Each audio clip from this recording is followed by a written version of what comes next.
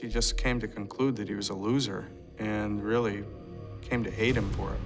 And she came to a point where she knew she had to do something.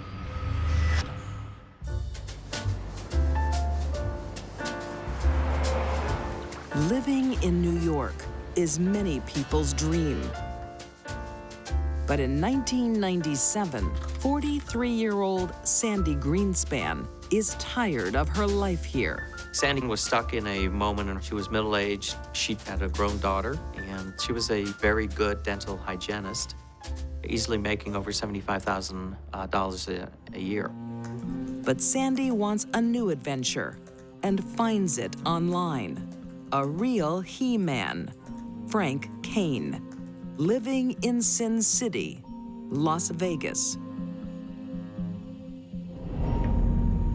Frank Kaine had a lot of dreams and a lot of great stories.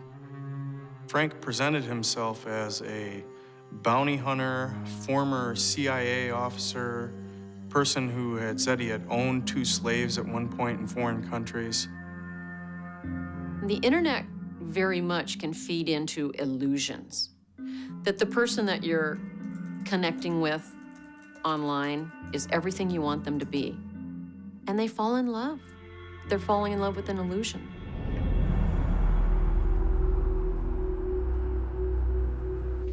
Internet chat soon becomes much more. Sandy! Hi there! Sandy uprooted her life and basically left her prior husband and her family behind. Aren't you going to invite me in? Of course, come in. It was a traumatic thing for her family.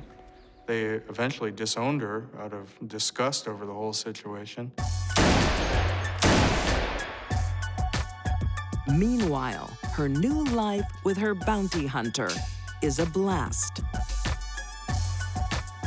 Frank Kaine took her out to shooting galleries.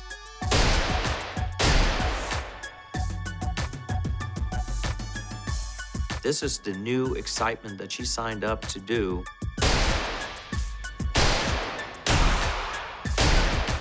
This was so very different from her prior life. You're a natural. Of a housewife who just went to work every day and came home to a husband and kids. She is not only living with this exciting guy who hunts fugitives from justice, she probably started getting a little bit more of a bravado that she never had before in her life.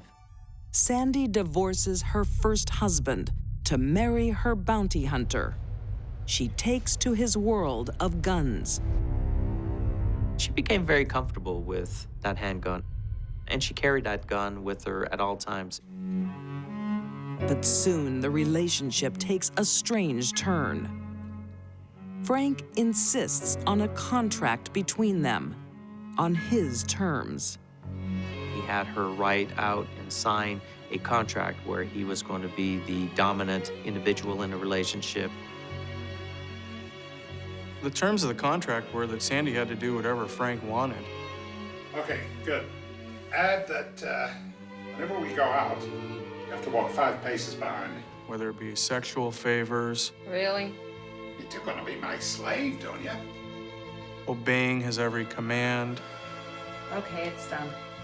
Now, we both sign it. To be completely subservient to him. He was a brute, psychologically and sometimes physically. Sandy and Frank did have a master-slave relationship. Sandy's put her life, future, and money in Frank's hands. Far from being the energetic bounty hunter, Frank is proving to be more of a slacker, Hello? happy to live off Sandy's salary. He had repeatedly lied to her about their future together and starting a business. But it soon backfires. That was the bank. You've maxed out both my credit cards. I needed cash for my new venture. What new venture? I'm making sex furniture.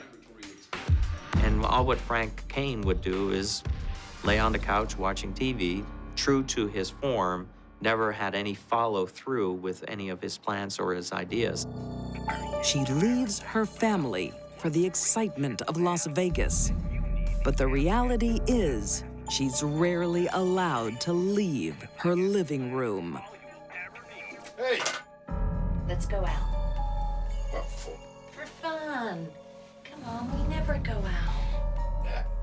They stayed in their apartment. They had no friends, no contacts with anybody on the outside.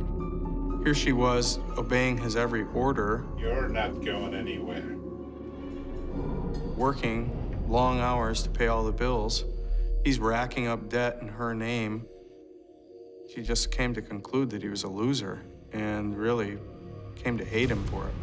And she came to a point where she knew she had to do something. October 2001. Frank starts his day the usual way. Sandy's plan involves a 911 call, not after a family tragedy, but before. Help. He is going to kill me. It gives a preemptive alibi, and she leaves the phone off the hook to record what she pretends to be a brutal attack. But there's no assault, just cold-hearted murder. Frank Kaine was sleeping. I don't think she'd made any efforts to wake him up. She pulled out the gun, walked up within 2 to 3 feet from his torso, and fired point blank right into his chest.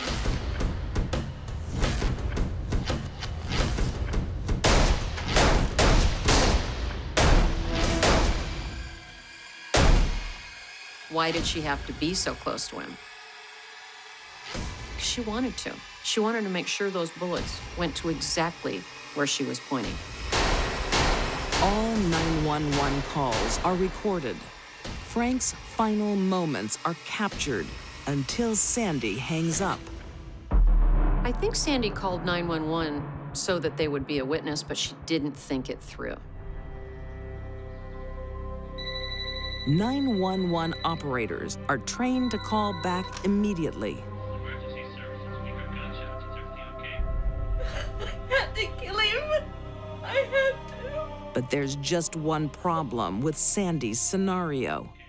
On the recording, there is no sound of a fight, so her self-defense claims are ringing hollow.